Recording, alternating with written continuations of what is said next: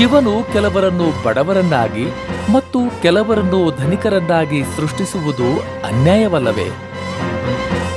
ಈ ಜಗತ್ತಿನಲ್ಲಿ ದೇವರು ಕೆಲವರನ್ನು ಧನಿಕರನ್ನಾಗಿ ಸೃಷ್ಟಿಸಿದ್ದಾನೆ, ಮತ್ತಷ್ಟು ಜನಗಳನ್ನು ಬಡತನದಲ್ಲಿ ಸೃಷ್ಟಿಸಿದ್ದಾನೆ.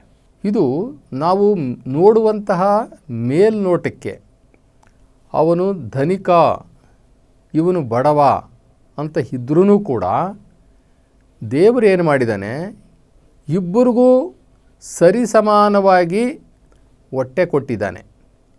ಅವರು ಹೊಟ್ಟೆಗೆ ಅನ್ನನೇ ಊಟ ಮಾಡಬೇಕು, ಇವರು ಹೊಟ್ಟೆಗೆ ಅನ್ನನೇ ಊಟ ಮಾಡಬೇಕು.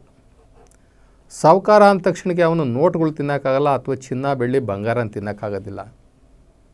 ಬಡವ ಏನು ತಿಂತಾನೋ ಅದನ್ನೇ ಶ್ರೀಮಂತ ತಿನ್ನೋದು.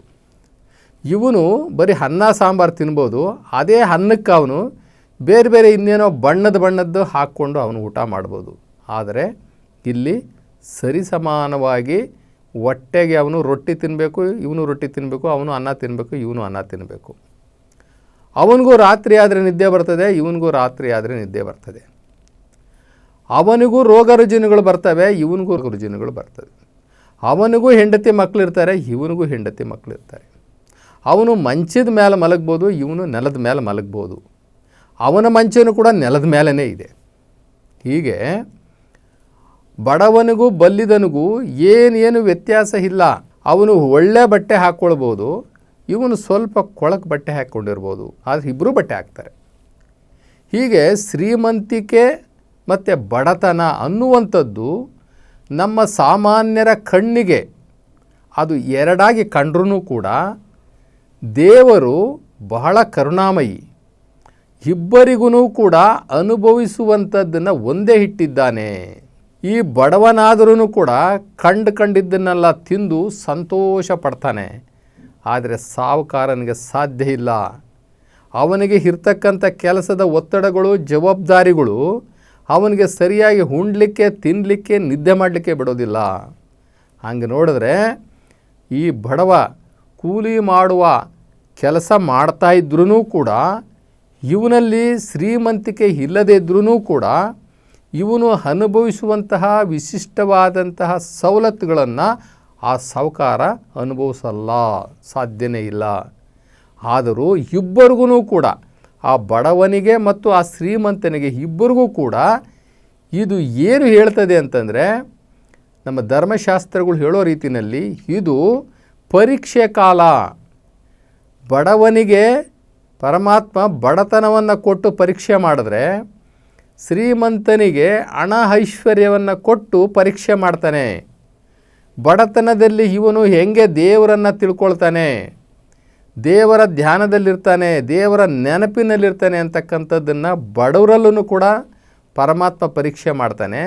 ಶ್ರೀಮಂತರಲ್ಲೂ ಕೂಡ ಶ್ರೀಮಂತಿಕೆಯಲ್ಲಿ ಇವರು ಹೇಗೆ ನನ್ನನ್ನು ನೆನೆಸ್ಕೊಳ್ತಾರೆ, ನನ್ನ ನೆನಪಲ್ಲಿ ಇರ್ತಾರೆ, ನನ್ನ ಬೈದಲ್ಲಿ ಬದುಕ್ತಾ ಇದ್ದಾರೆ ಅಂತಕ್ಕಂಥದ್ದನ್ನು ಶಿವ ಎರಡೂ ಕಡೆ ಪರೀಕ್ಷೆ ಮಾಡ್ತಾನೆ. ಇದು ಪರೀಕ್ಷೆಯ ಕಾಲ. ಇದು ನಂಬಿಕೆ, ಪರಮಾತ್ಮನಲ್ಲಿರ್ತಕ್ಕಂಥ ನಂಬಿಕೆ, ಪರಮಾತ್ಮನಲ್ಲಿರ್ತಕ್ಕಂಥ ಭಕ್ತಿ ಹೇಗೆ ಇವರು ಪ್ರಕಟಣೆ ಮಾಡ್ತಾರೆ ಅಂತಕ್ಕಂಥದ್ದನ್ನು ದೇವರು ಇಬ್ಬರನ್ನು ಕೂಡ ಪರೀಕ್ಷೆ ಮಾಡ್ತಾರೆ. ನಾವು ಚರಿತ್ರೆಯಲ್ಲಿ ನೋಡ್ತೀವಿ, ಚರಿತ್ರೆಯಲ್ಲಿ ಸತ್ಯಕ್ಕೋಸ್ಕರ, ನ್ಯಾಯಕ್ಕೋಸ್ಕರ ಇಡೀ ದೇಶ, ಕೋಶ, ಸಾಮ್ರಾಜ್ಯ, ಸಿರಿ ಸಂಪತ್ತು, ಹೊನ್ನು ಮಣ್ಣು ಎಲ್ಲವನ್ನು ತ್ಯಜಿಸಿ ಯಾವುದೋ ಒಂದು ಸತ್ಯ ಗುರಿ ಸಾಧನೆಗೆ ಹೋದಂಥವರು ಕೊನೆಯಲ್ಲಿ ಅವರಿಗೆ ಅನಿಸುತ್ತೆ ನಾನೇ ಶ್ರೇಷ್ಠ, ಇವೆಲ್ಲವೂ ಕೂಡ ಅಸತ್ಯ, ನಾನು ಸತ್ಯ ಸಾಧನೆಗೋಸ್ಕರ ಸತ್ಯವನ್ನು ಹಿಡ್ಕೊಂಡು ಯಾವುದೋ ಒಂದು ಮಾರ್ಗದಲ್ಲಿ ಶಿವ ಮೆಚ್ಚುವಂತಹ ಕೆಲಸಕ್ಕೆ ನಾನೆಲ್ಲವರು ತ್ಯಾಗ ಮಾಡಿದ್ದೀನಲ್ಲ, ಇದು ನನ್ನ ಶ್ರೀಮಂತಿಕೆ ಅಂತ ಹೇಳ್ತಾನೆ. ಅದೇ ಶ್ರೀಮಂತಿಕೆಯಲ್ಲಿದ್ದವನು ದರ್ಪದಿಂದ ಮೆರೆದು ಆ ಶಿವನನ್ನು ಕಾಣದೆ ಮತ್ತೆ ನರಕ ಲೋಕಕ್ಕೆ ತಳ್ಳಲ್ಪಡ್ತಾನಲ್ಲ, ಆವಾಗ ಅಂದ್ಕೊಳ್ತಾನೆ ನನಗೆ ಇಷ್ಟೆಲ್ಲ ಸಿರಿ ಸಂಪತ್ತು, ಭೋಗ, ಐಶ್ವರ್ಯ, ವೈಭೋಗವನ್ನೆಲ್ಲ ಕೊಟ್ಟಿದ್ರೂ ಕೂಡ ನಾನು ಶಿವನನ್ನು ಮರೆತ ಕಾರಣ ನನಗೆ ನರಕ ಪ್ರಾಪ್ತಿ ಆಯಿತು ಅಂತ ಹೇಳ್ತಾನೆ.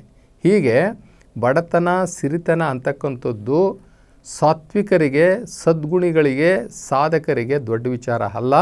ಅವರು ಎರಡು ಪರೀಕ್ಷೆ ಕಾಲ ಅಂತ ತಿಳ್ಕೊಂಡು ಭಗವಂತನನ್ನು ತಪ್ಪದೇ ನೆನಪು ಮಾಡ್ತಾ ಅವನ ಸ್ಮರಣೆಯಲ್ಲಿರ್ತಾರಲ್ಲ, ಅದು ಬಹಳ ಮುಖ್ಯವಾದಂಥದ್ದು.